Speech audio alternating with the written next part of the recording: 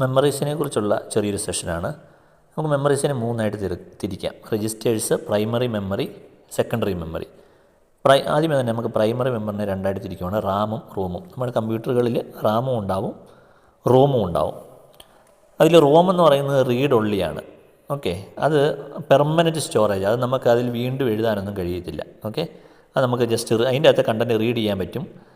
അത് permanent സ്റ്റോറേജാണ്. Okay, അതേസമയം റാം എന്ന് പറഞ്ഞാൽ റീഡും റൈറ്റും ചെയ്യാം. നമുക്ക് റീഡ് ചെയ്യാം, വേണമെങ്കിൽ അത് മായ്ച്ചിട്ട് വീണ്ടും പുതിയ കണ്ടൻറ്റ് അതിലേക്ക് റൈറ്റ് ചെയ്യാൻ പറ്റും. ഓക്കെ, അപ്പോൾ അതുകൊണ്ട് അതിന് വോളട്ടൈൽ എന്ന് പറയും. ടെമ്പററി സ്റ്റോറേജാണ്, തൽക്കാലത്തേക്കുള്ള സ്റ്റോറേജാണ്.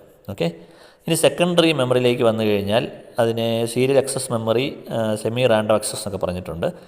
അത്രയിലേക്കൊന്നും വേണ്ട. സെക്കൻഡറി മെമ്മറി ജസ്റ്റ് എക്സാമ്പിൾസ് നിങ്ങൾക്ക് പറഞ്ഞു കഴിഞ്ഞാൽ അറിയാം. നമ്മുടെ CD, DVD, ഹാർഡ് ഡിസ്ക്, ഇതെല്ലാം എക്സ്റ്റേണൽ ഹാർഡ് ഡിസ്ക്, ഇതെല്ലാം സെക്കൻഡറി മെമ്മറീസാണ്, പെൻ ഡ്രൈവ്. ഓക്കെ, ഇനി റാമിനെ രണ്ടായിട്ട് തിരിക്കുവാണ്, സ്റ്റാറ്റിക്കും ഡൈനാമിക്കും. സ്റ്റാറ്റിക്കിൻ്റെ ഫിഗറൊക്കെ വരച്ചിട്ടുണ്ട്, അതൊന്നും വേണമെന്നില്ല. അതിൻ്റെ ഒരു കമ്പാരിസൺ പെട്ടെന്ന് നമുക്ക് പോകാം. Static and dynamic. സ്റ്റാറ്റിക് റാമിലാണെങ്കിൽ data is stored in cross coupled structure. ഡൈനാമിക്കിലാണെങ്കിൽ മോസ് കപ്പാസിറ്റർ ഉപയോഗിച്ച് സ്റ്റോർ ചെയ്യും. അപ്പോൾ നിങ്ങൾ പഠിച്ചിട്ടില്ല, അത് വിട്ടേക്കുക. സ്റ്റാറ്റിക് റാം ആണെങ്കിൽ ഫാസ്റ്റാണ്, ഡൈനാമിക് റാം ആണെങ്കിൽ സ്ലോ ആണ്. ഓക്കെ, രണ്ടാമത് നമുക്ക് ഓർത്തിരിക്കാൻ പറ്റുന്ന point, dissipate more power. Static റാമിൽ മോർ പവർ ഡിസിപ്പേറ്റ് ചെയ്യും, ഡൈനാമിക് റാമിൽ ലെസ് പവറാണ് ഡിസിപ്പേറ്റ് ചെയ്യുന്നത്. സ്റ്റാറ്റിക് റാമിൽ for storage of 1 bit 6 transistors are required. ഇതിൻ്റെ ഒരു സ്ട്രക്ചർ ഉണ്ടാക്കണമെങ്കിൽ 6 ട്രാൻസിസ്റ്റർ വേണം. ഡൈനാമിക്കിലാണെങ്കിൽ 2 ട്രാൻസിസ്റ്റർ കൊണ്ട് നമുക്കത് ഡിസൈൻ ചെയ്യാൻ പറ്റും. അതാണ് ഡൈനാമിക്കിൻ്റെ ഒരു അഡ്വാൻറ്റേജ്. മെമ്മറി കപ്പാസിറ്റി ഇല്ല. സ്റ്റാറ്റിക്കിൽ മെമ്മറി കപ്പാസിറ്റി വളരെ കുറവാണ്, ഡൈനാമിക്കിൽ മെമ്മറി കപ്പാസിറ്റി കൂടുതലാണ്.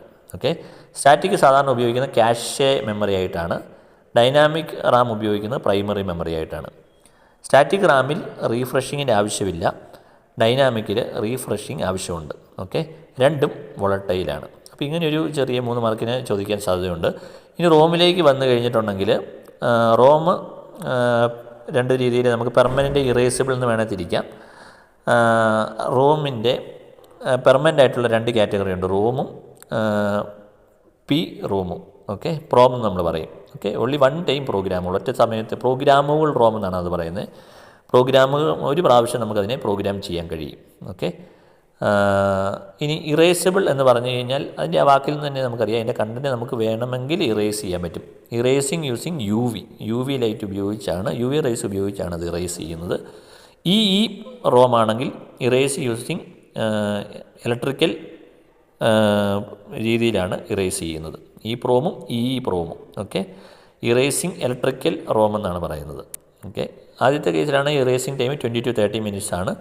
ഇലക്ട്രിക്കൽ ഇറേസിങ്ങിൻ്റെ കേസിൽ സെക്കൻഡ്സിനുള്ളിൽ നമുക്കതിനെ ഇറേസ് ചെയ്യാൻ പറ്റും. ഓക്കെ, ഇതാണ് ഒരു മെമ്മറിനെ കുറിച്ചുള്ള ബേസിക് ആയിട്ടുള്ളത്. അത് വളരെ 1 മാർക്ക്, 2 മാർക്ക്, 3 മാർക്കിൻ്റെ ക്വസ്റ്റ്യൻസ് ആയിട്ട് ചോദിക്കാം.